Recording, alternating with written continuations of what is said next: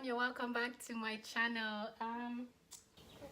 We're in Vancouver. We're having a long weekend vacation, and we also have a family wedding. I have to feed Kofi, and there is no other time to make this video. That's why I'm doing both at the same time.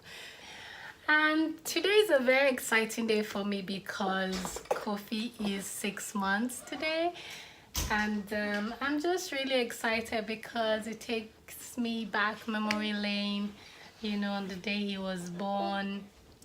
And I remember the whole pregnancy experience, and most of all, I remember when I had a miscarriage scare. First of all, before I get into the whole miscarriage story, I have to give a shout out to my friend Tomisin, who recently started a podcast called The Millennium Mom, and she shared her own story about how she had a miscarriage, and it gave me the courage to share my own story about my own miscarriage scare, and I'm happy that it wasn't an actual miscarriage. Now to the whole miscarriage scare story.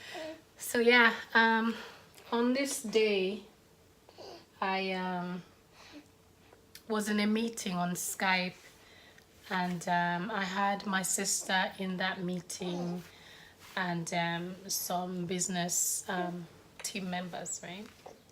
So are you finished or are you done? Excuse me. Before that meeting that morning, I was out with my husband the previous day, and we had to catch a bus. I was pregnant and it was super cold. I just wasn't having it, and I ran very hard to catch the bus.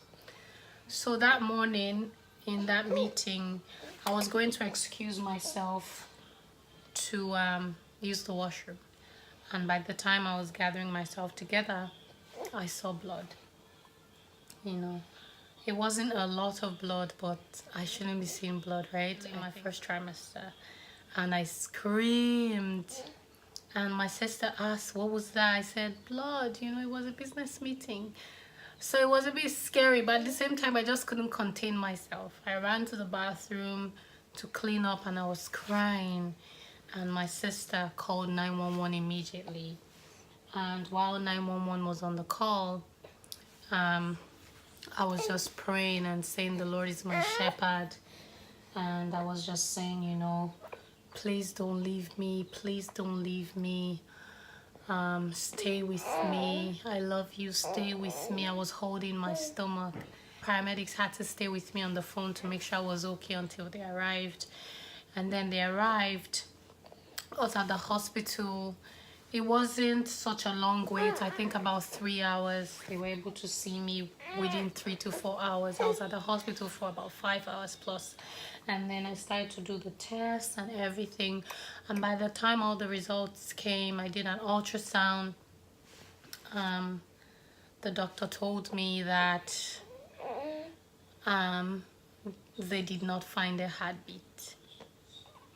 And that was the most scariest moment for me.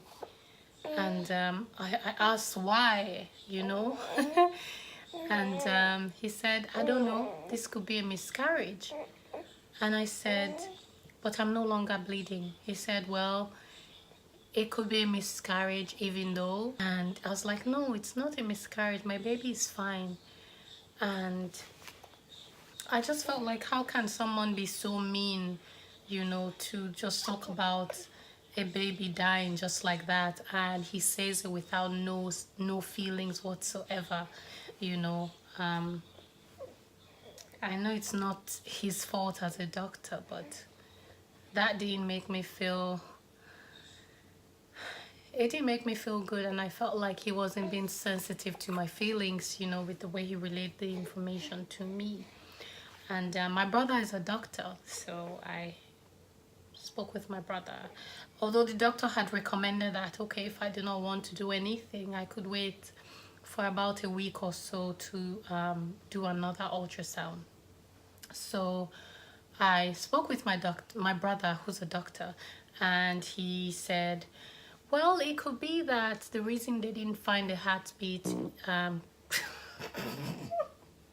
Kofi just farted. So my brother said the reason they didn't find a heartbeat could be because the gestational age or just gestation age is still too early, right? So he asked me how long I think it could be. I said, I don't know, maybe 5 weeks, 7 weeks. He said, well, do it in another 2 weeks or so. Let's see what the ultrasound says. And that was the longest 10 days to 2 weeks of my life. Like, and by the time I did the ultrasound again, ooh, I was so nervous. And the sonographer told me she couldn't say anything to me. I'd have to wait to see my doctor. But I just said, just answer me one question. Can you feel the baby's heartbeat? And she said, oh yeah, the baby has, you know, really strong heartbeat. I'm like, that was the best news. And just knowing that I was going to have my baby made me feel really good. And I felt like, you know what, this was meant to be after all. And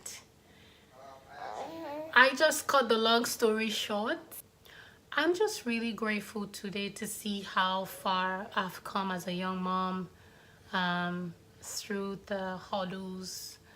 I get emotional when I think about Kofi's delivery. I still go to watch the videos. I cry every time I do. And I'm just so grateful. He's 6 months. Where did time go? And look at him. So big. Such a big boy. Such a big boy. Kofi. Kofi. Kofi, my son. My son.